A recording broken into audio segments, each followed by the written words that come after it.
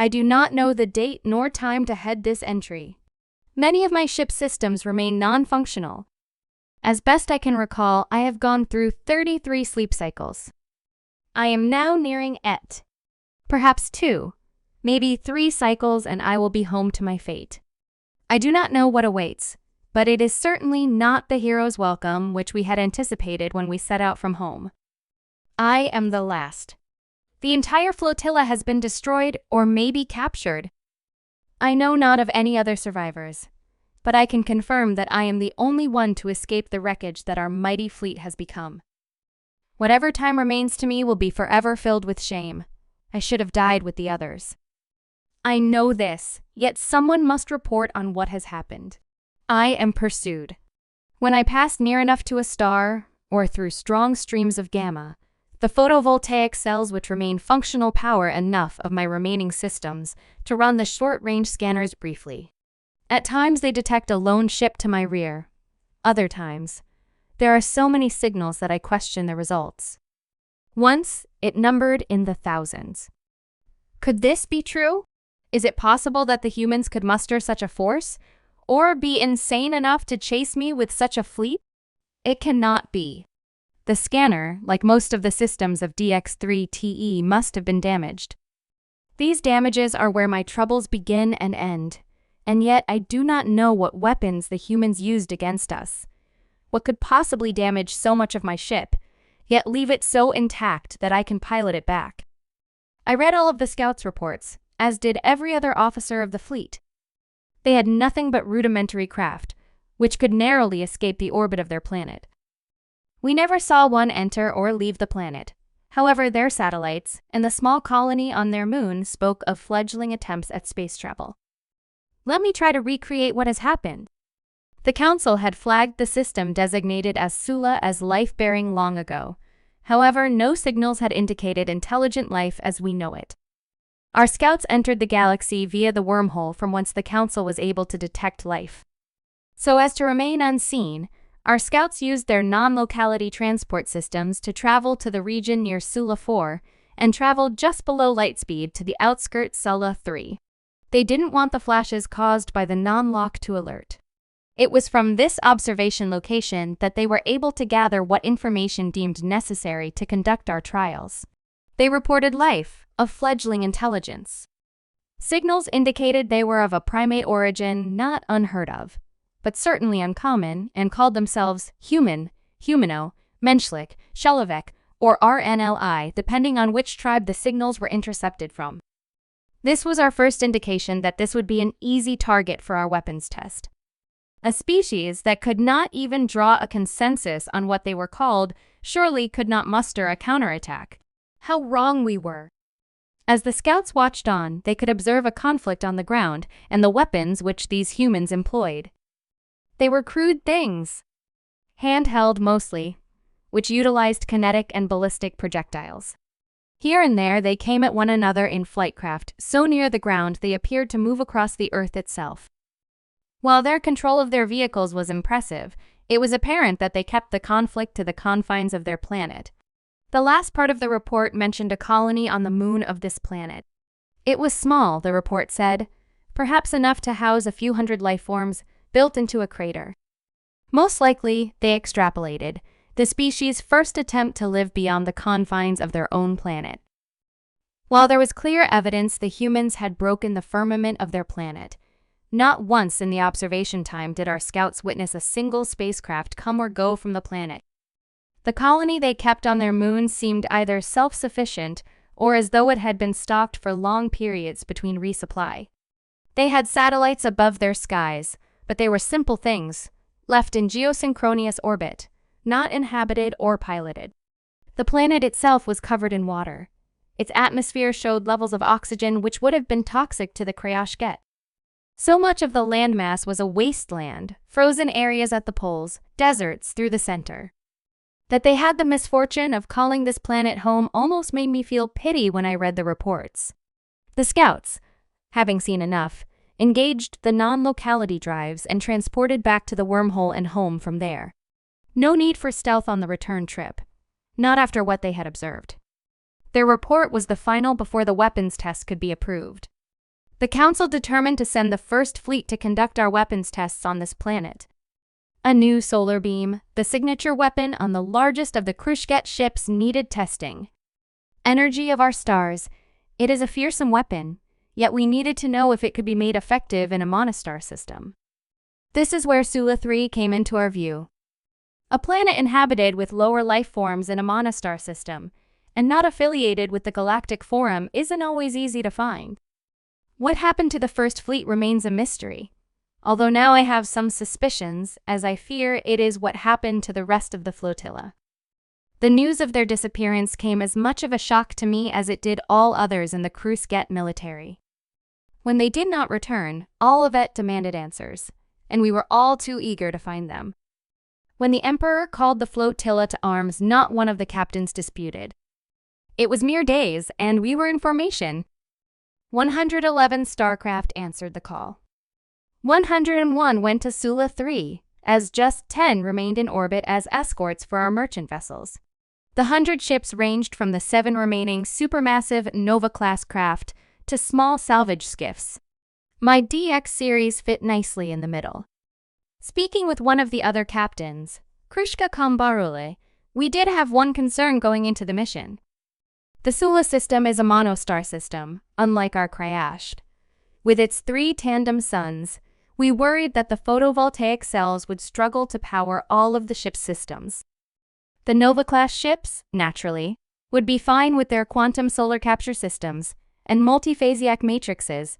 However, smaller craft like my DXT-3E and Yisha's LX-01A would be converting power at a less than optimal rate. Even still, with the backing of the entire Kryash flotilla, our worries were minimal. As we approached the wormhole, we aligned in our battle chevron.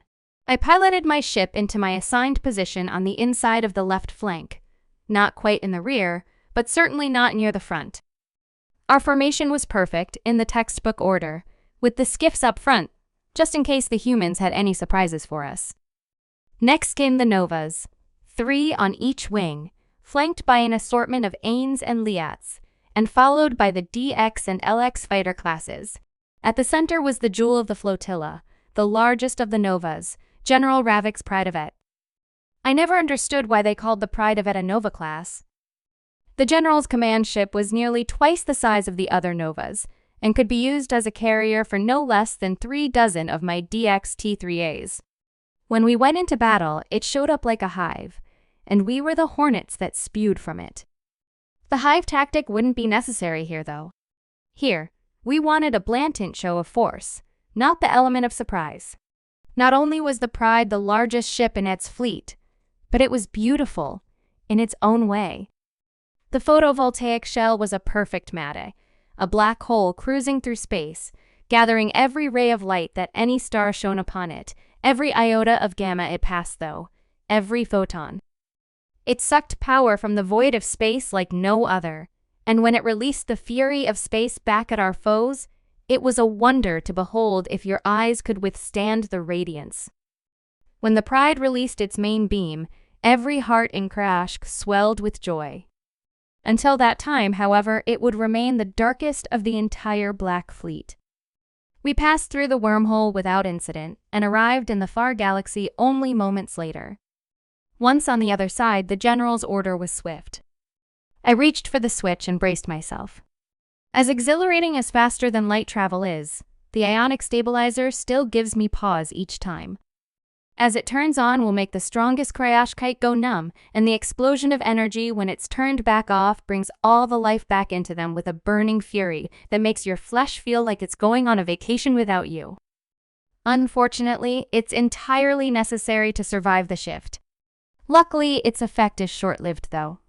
As the non-locality drives kicked on, the entire fleet moved in unison, a flash of light as though a supernova was released, and then we were there, staring down on Sula 3, nearly as fast as a thought. Precisely in position, with Sula above us, and the planet below, the blue waters turned green as our ships began to devour the light before it could reach the surface. The ionic stabilizer began to reverse cycle, and the pain covered my body. I nearly ripped my armrest off the bracket as my body tensed, shuddered. I forced back the convulsions and then calmed as the slightest grunt left my mouth. Judging by the way some of the other DX and LXs on my flanks shuddered, a few of the pilots were not as well seasoned. One, I watched suddenly boosted forward, its pulsar system glowing white for the slightest moment, and lurched into the ship to its bow. The formation maintained, but with damage to the front ship's pulsar, it may have needed to be carried home. If the pilot was lucky, the general hadn't noticed, and wouldn't offer the tow himself. Circumstances. I feared for what could happen to him. From my position, I could see everything begin. My ship, along with most of the smaller craft, were slightly lower than the Novas. As we watched, the space around us grew darker.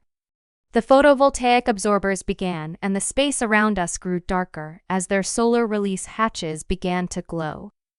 By command, the rest of the fleet began to rise, leaving the Novas as the base of the formation. Below, Sula 3 Earth, the humans called it, grew darker yet, as our ships drew their sun's rays into our power systems. Slowly, the shapes of their land began to fade away, the shoreline becoming a whisper of land. Their cities began to glow out of the darkness. Cities! How quaint, I thought.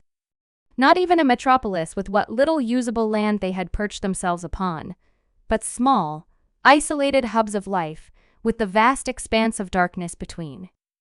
Now the hatches are opening, and beams of light reach down to the planet, illuminating the dimly glowing cities once again. It would take a few minutes for the Nova solar beams to reach full power, but in a short time those cities would burn, the concentrated power of Krayashk, Sula, and every star between focused into them. Now, the only light on the planet coming from our fleet. 7 spots, all over the largest cities, covering vast expanses, each primed to release the power stored and begin to sweep this planet. Briefly, I wondered how long the beams would be able to maintain under the power of this dim, single star. We had charged the Novas before setting out, and were drawing power from Sula above. But this was unknown to us. This is why we were here, to see if our weapons could function in such a low-light environment. Then my display chimed. Something coming. Another pilot of our fleet moving? No. The short-range detection system claimed it came from below. Had the humans sent one of their own spacecraft to confront us? Surely they couldn't be so bold in the face of certain death. I doubted they would be so foolish, yet maybe. They wouldn't know how many we are. No radar, LiDAR, or sonar system would detect us. Our systems would absorb their energy without reporting back to them. Maybe they had sent a scout to see what was above their horizon. The detection system chimed again, and again, again still. Dozens of times, yet from below I could see nothing approaching us. I swiped the screen to check it. No life detected. On the communication systems, several of the other pilots began to question what this was. A joke? Sending unmanned craft at us as a deterrent? Several of our own quipped this was the might of humanity. Still, more and more the detector chimed as new markers appeared on the screen. Finally, they were close enough for the scanners to begin a further analysis. Not spacecraft. Propulsion systems. Dense. Heavy. Rockets? The humans used rockets still? A tinge of guilt struck me as I realized how primitive these creatures truly were. Just beginning their ascent into the stars, and in a few moments this world would burn. Such is the cost of progress. The order came, from one of the majors, the hold position. These rockets were a diversion. I reached down and turned the alert system low. I turned to my right, looking out over the Black Fleet. Not much to see, no reflections, no light rebounding from them. A beautiful sight. Behind, their moon shone dimly, the little light that escaped our fleet showing it as a dull gray against the void. There, just to the right edge, something caught my eye. A city. My mind flipped back to what the scouts report said. A small colony, a few hundred humans at most, built into a crater. Yet here I could see a city spanning across the dusty expanse in spidery lines. How long had it been since the scouts were here? Only a few weeks. How could they have built that in a few weeks? Perhaps, I reasoned, we had lost time in the wormhole. Wormhole travel is messy. Time moves strangely as you pass from one end to the other. Usually it's a small gap, but sometimes, could it have been years? From below, the glow was intense. As they had disappeared, features of the planet began to reappear. Mountains and lakes, oceans began to glow with an intense blue, patches of light, sweet, beautiful light, as the end of this world began. The scanner caught my eye as I looked up, now nearly solid green with markers. Something was wrong. I could feel it, that same sickening twist of my stomach as when I turned on the ionic stabilizer. Something was about to happen. The first rockets began to reach the flotilla. What I expected was a dull thud from one of the fleet, if these primitives could aim. What happened was entirely different. At first, nothing. I could see the blue glow of its propulsion system streak past the Pride of Et through the right wing of our formation. Miss and BOOM? From above, the rocket exploded, then another and another. Then from below and all around, short, swift explosions, rocking the ships, tussling us like quiz grass in the wind. The solar beams from the novas glowed, brighter, more intensely than I'd ever seen before. Several of the fleet began to move. Lights glowed. Within my own cabin, several of my displays exploded. Shards of glass spewed across, slashing my face. The beams of the novas became incredible, brilliant, as the ships they came from rocked, sending them off target, the light flowing out into the void of space. Simultaneously, I felt the numbness and the fire of the ionic stabilizer turning on and off again. My vision blurred, my body burned. I struggled to focus and began to shake. Each explosion, it seemed, caused the system to reboot, to intensify, and to burn out again. Just maintaining consciousness, a struggle. Finally, with a pop, the system burned out, and the fire swept over my body, almost a relief as it faded away into the chaos. More explosions. More displays either blew out in my cabin or lit up, showing everything and nothing at once. My DX rocked again.